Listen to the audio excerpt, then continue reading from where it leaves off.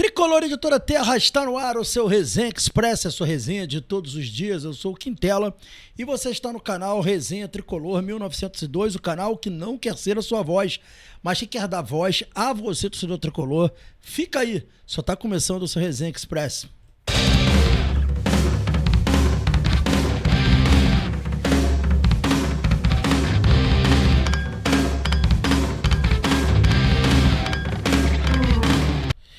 Resenha Express voltando, eu peço aos amigos e às amigas para não esquecerem de se inscrever no canal, ativar o sininho das notificações e deixar o seu like. Fazendo isso, você diz ao YouTube que esse conteúdo é legal e ajuda a gente a chegar a mais tricolores. Pedir também para não esquecerem do pacote do YouTube, deixando o seu hype. Quando você deixa o hype, você distribui esse conteúdo a mais pessoas, você pega o conteúdo do Resenha, entrega para um monte de gente, essas pessoas podem curtir o canal. Então fica aqui o pedido de hype a vocês. Vamos aqui repercutir a vitória do Fluminense ontem. O Fluminense venceu o Vasco por 1-0, poderia ter sido mais, né? Infelizmente foi só 1-0, a gente vai repercutir aqui nesse vídeo, mas a gente vai trazer também informações sobre a possível contratação do Ávalos, atacante do Independente. A gente vai trazer para vocês uma análise aqui, vocês poderem tirar conclusões se vocês acham que é uma boa contratação ou não, e mais informações a respeito desse negócio.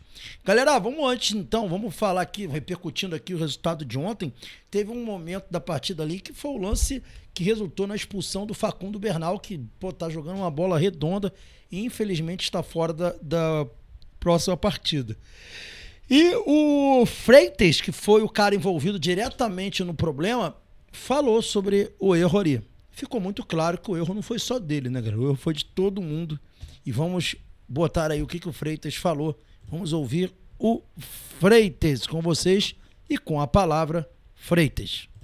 Fue una jugada ahí que practicamos, que era la mía, mas en este momento no era una jugada, era otra jugada, pero ahí hubo una confusión y bueno, en el último minuto René me avisó que era para mí porque no se podía armar la jugada y bueno, erramos ahí la decisión y creo que también es parte del aprendizaje y seguir creciendo como equipo que venimos bien. Era pra quem o combinado contigo? Era pra cruzar na área? Me la guardo para mí esa. Não, o combinado que você escutou não era pra você, era pra cruzar na área? No, era otra jugada, mas... Otra jugada con você. Está. Y bueno, creo que, como dije, yo creo que tenemos que mejorar algunas cosas, detalles, todo chimi, la verdad que estamos bien. No, a jogada era... Então, galera, ele tá dizendo aí que a jogada não era pra ele, tá? A jogada era uma outra jogada, não era uma jogada pra ele, que em cima da hora o René falou, é pra você. E tanto é que você vai ver o lance, não posso colocar aqui, infelizmente, que senão eu tomo direito autoral. O próprio Freitas se assusta quando ele vê a bola. Porque ele falou, pra mim, ele se assusta. E aí ele chuta, resvala no jogador e tem dois jogadores do Vasco sozinho. Então, foi um erro coletivo. Totalmente coletivo. Eu sou um crítico do Freitas, né? Acho que o Freitas tem até um personagem legal, um personagem engraçado e tudo. Mas o Freitas comete muitas falhas cabais que podem resultar em gols. Algumas resultam, outras não. E eu acho que o Freitas ele precisava de um descanso até para poder melhorar essa parte. Quem sabe ele possa voltar melhor. Eu acredito na capacidade do jogador de melhorar. Ele tem pontos positivos também. Mas ali naquele lance ali, o erro principal da jogada foi coletivo mesmo. Uma decisão tomada em cima da hora de qualquer jeito.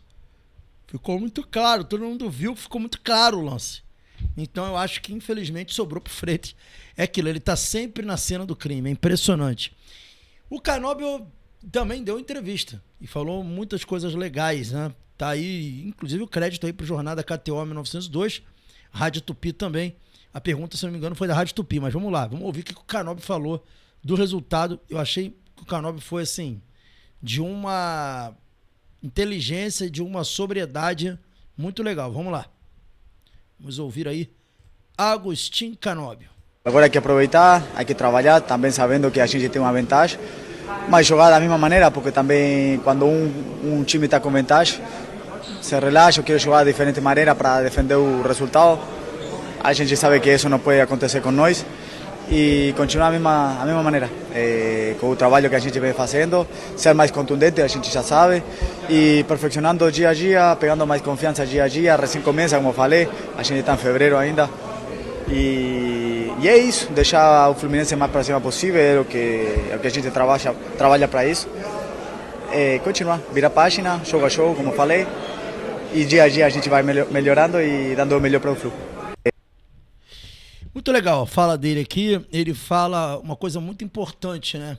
Que um erro que muitos times cometem, e esse time do Zubeldia não comete esse erro. Não comete. O time do Zubeldia, ele não defende resultado. Os times do Zubeldia são times que, mesmo com o resultado, ele tenta fazer mais gols. Ele não defende uma vantagem de 1-0. E ele tá falando que se você for defender o resultado, é um erro que muitos times cometem, querer defender o resultado. Porque geralmente quando você tenta defender o resultado, você acaba abdicando de atacar e isso acaba gerando prejuízos. Normalmente gera prejuízos. E ele foi muito feliz nessa fala, eu tô com ele, concordo muito com a fala do Canóbio, muito inteligente na fala dele. E eu acho que é basicamente uma coisa que o próprio Zubeldia deve bater com eles, esse negócio de não ficar, né?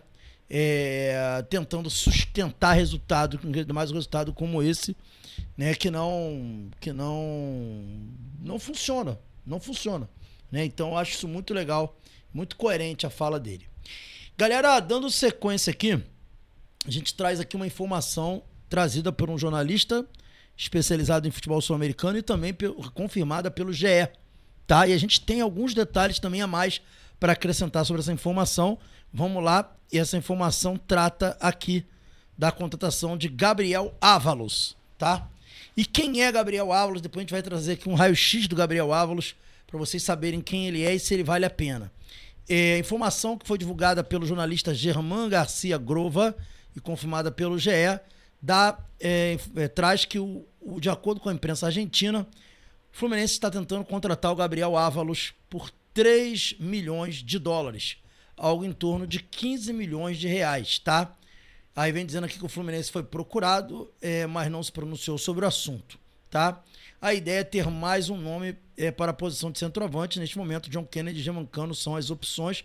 Aí aqui vem trazendo uma imagem do Ávalos. O Ávalos fez um gol no Fluminense naquela Libertadores 23. Ele tá com 35 anos, faz 36 no final desse ano. Tem 3 gols em 6 jogos nesta temporada, tem um número bom. O atacante está 2 temporadas no Independente, onde marcou 23 gols entre 24 e 25. Em 23 ele enfrentou o Fluminense pelo Argentino Júnior, tá?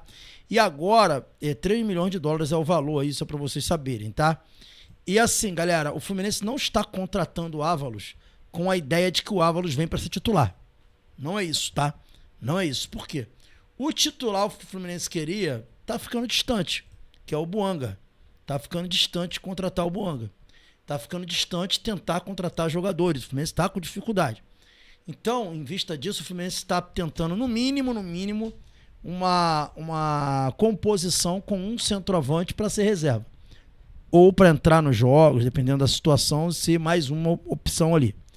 E a gente vai trazer para vocês, e é uma coisa que eu queria poder compartilhar aqui com vocês, vamos voltar lá para nossa janela, um pouquinho desse jogador e dar a oportunidade de vocês de conhecer e debatermos essa contratação. Então vamos lá, vamos mostrar para vocês quem é o Gabriel Ávalos. Ó, o Gabriel Ávalos, ele é um atacante paraguaio, tá? Que tem contrato até, guardem isso com vocês, registre aí com vocês. Tem contrato, tá? Até 31 de dezembro de 2026. Ou seja, agora em junho, o Ávalos poderia assinar um contrato com o Fluminense de graça. Então ele tem contrato, mais uma vez, com o Independiente até dezembro de 26, ok? É um jogador de 35 anos, faz 36 em outubro desse ano. Tem 1,90 m e é destro. Beleza? Processaram essa informação? Vamos para mais uma informação sobre ele aí. Informação médica, muito importante. Se vocês repararem no gráfico, esse aí é um gráfico de 12 meses. O jogador teve 2 contusões. 2 contusões jogando aí pelo time do Independente. Nessas 2 contusões que ele teve, e principalmente aí vocês estão vendo que foi no ano passado, foi num ano, e num recorte de um ano ele teve 2 contusões. Teve uma contusão ali em março, teve uma que pegou o mês todo e teve uma contusão entre agosto e setembro, tá? Então é um jogador que, você vê, pela idade, 35 anos, já teve 2 contusões na temporada passada. É um ponto aí também a se considerar pelo Fluminense, tá bom? Dando sequência aqui, né?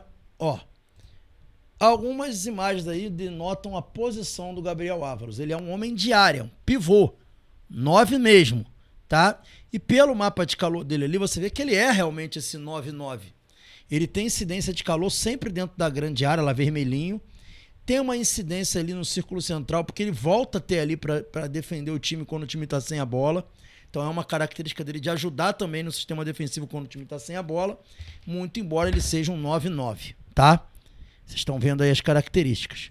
E agora a gente vai, talvez, para um dos pontos basilares mais importantes da carreira do Ávalos. Ó, o Ávalos, ele... Na verdade, ele não iniciou a carreira em 2018, foi em 2014, tá?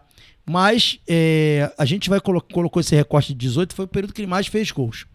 Ó, ali na temporada 18 e 19, ele fez 6 gols em 20 jogos. Temporada 19 e 20, ele fez 3 gols em 22 jogos. Lembrando que nesses 2 anos ele não era titular. Ele entrava durante os jogos. Temporada 20 e 21, 7 jogos apenas, porque ele teve contusão nesse ano, e teve poucos jogos, teve 3 gols em 7 jogos.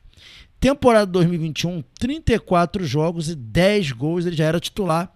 10 gols em 34 jogos, bem uma média de gols assim regular. 22, 35 jogos, 11 gols pelo Argentino Júnior, tá? Que ele ficou no Argentino Júnior muito tempo.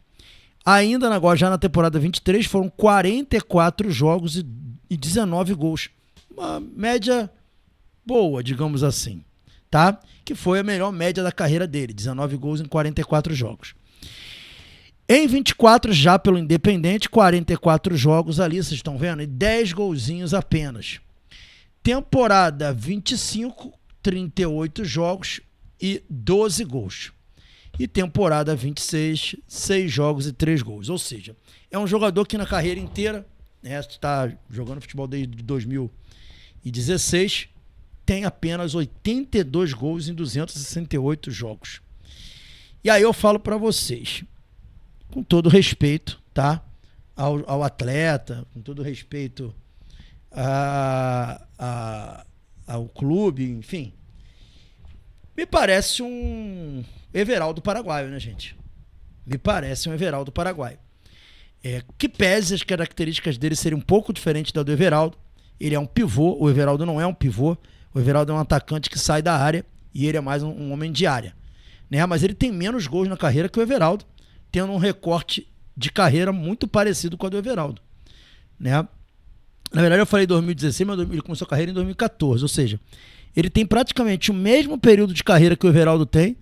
O Everaldo é um pouco mais novo que ele e ele tem aí, menos gols que o Everaldo. E aí eu pergunto, tudo bem, se vier para ser uma opção, beleza. É uma opção. É um jogador que vem para ser opção. A gente tem que colocar isso na cabeça. Ele é reserva. Vem para compor elenco, ser um pivôzão de área para um momento de dificuldade, tá perdendo, precisa encontrar um gol, bota ele lá dentro e chuveira na área. Beleza. Mas pagar 3 milhões de dólares para um jogador que no meio do ano a gente conseguiria trazer de graça, tá? Que tem esses números. Sinceramente, vocês acham essa uma boa contratação? Eu não acho uma boa contratação. Nem para ser reserva. Que, mais uma vez, reconheço que a gente precisaria ter um cara assim, até para ter mais uma opção de jogo diferente, uma bola aérea, blá blá blá. Mas assim, com todo respeito ao rapaz, 82 gols, uma carreira que se iniciou em 2014, sendo um centroavante, não dá, né, gente? Não dá. Né? Enfim. Pode ser que de repente dê certo, o futebol tem as suas loucuras, nem sempre o que parece é. Mas não dá para dizer que é uma contratação boa. Todo respeito ao Ávalos aí. E para fechar o Resenha Expresso de hoje, uma informação aqui sobre a diretoria do Fluminense. A diretoria do Fluminense vai tentar essa semana fechar a contratação de um zagueiro, tá? O Fluminense também negocia a contratação de um zagueiro em sigilo. Esse zagueiro, a princípio, não é o Adrielson, porque o Fluminense não conseguiu evoluir na tentativa de contratação do Adrielson. Então o Fluminense tenta o Ávalos, né? E tenta aí um zagueiro ainda que pode vir até de competições estaduais que estão acontecendo. Vamos ver o que vai acontecer aí até o fechamento da janela nessa semana.